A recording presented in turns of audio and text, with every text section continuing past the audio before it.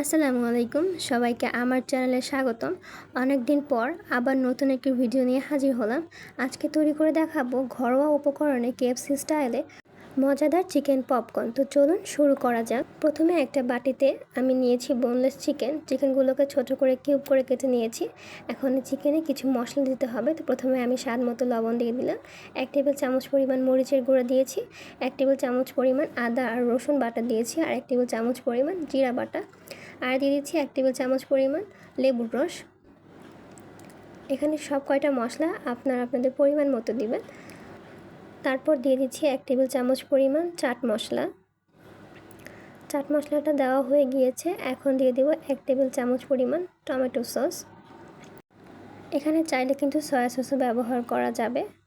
Tomato সসটা দেওয়া হয়ে গিয়েছে। শেষ একটা মশলা দিচ্ছি, এটা হচ্ছে 1 টেবিল চামচ পরিমাণ ধনিয়ার গুঁড়া। এখন সবগুলো মশলা দেওয়া হয়ে গেলে এখন হাতের সাহায্যে এই মাংসগুলোকে ভালোভাবে মাখিয়ে নিতে হবে। এই কাজটা অবশ্যই ভালোভাবে করতে হবে, একটু সময় নিয়ে। ভালোভাবে মাংসগুলো মেখে নেওয়া হয়ে গিয়েছে। এখন আমি এগুলোকে 1 ঘন্টা রেস্টের জন্য রেখে দিচ্ছি। ফিরে আসছি 1 ঘন্টা পর। চলে এসেছি 1 ঘন্টা পর। 1 ঘন্টা পর চিকেনগুলো দেখতে এমন হবে। মাংসগুলোকে কোট করতে হবে, তাই এখানে আমি 1.5 কাপ পরিমাণ ময়দা নিয়েছি। ময়দার মধ্যে কিছু শুকনো উপকরণ ব্যবহার করব। তো এখানে স্বাদ মতো লবণ দিয়ে দিলাম, দিয়ে দিচ্ছি 1 টেবিল চামচ পরিমাণ মরিচের গুঁড়া, আর দিয়ে দিচ্ছি 1 টেবিল চামচের একটু কম চাট মশলা দেওয়া হয়ে গেলে দিয়ে দিব সামান্য পরিমাণ হলুদের গুঁড়া, যাতে করে চিকেনগুলো ভাজার পর দেখতে সুন্দর হয়। আর দিয়ে দিচ্ছি 1.5 টেবিল চামচ পরিমাণ কর্নফ্লাওয়ার। এখন এই শুকনো উপকরণগুলো ভালোভাবে মাখিয়ে নিচ্ছি।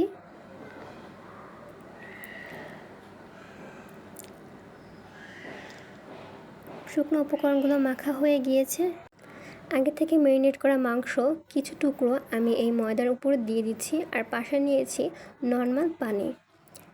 এখন হাতের সাহায্যে এই মাংসর উপরে ময়দাগুলোকে ভালোভাবে মিশিয়ে নিচ্ছি। আপনারা তো কাজটা দেখেই বুঝতে পারছেন। তারপর সাইডে রাখা পানির মধ্যে এই মাংসগুলোকে ময়দা থেকে উঠিয়ে নিচ্ছি। এখন উঠিয়ে পানির মধ্যে জাস্ট একটুখানি ভিজিয়ে নিচ্ছি। তারপর সাথে সাথে আবার ওই ময়দার মধ্যে দিয়ে দিচ্ছি মাংসগুলোকে আবারও কোট করার জন্য।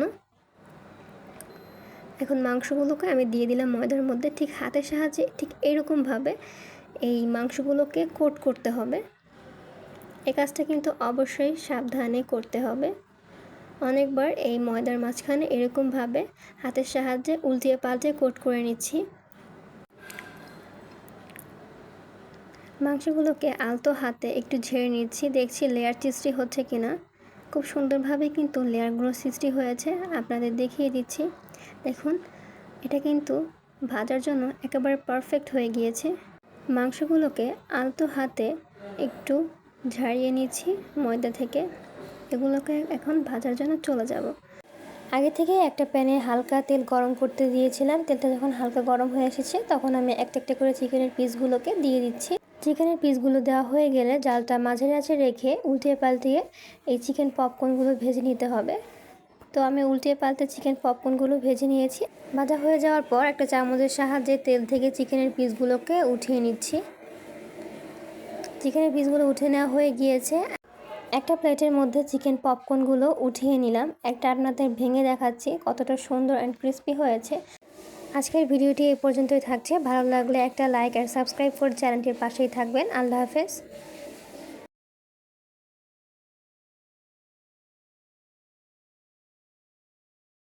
আজকের ভিডিওটি এই পর্যন্তই ছিল। ভালো লাগলে চ্যানেলটি সাবস্ক্রাইব করে পাশে থাকবেন। আল্লাহ হাফেজ।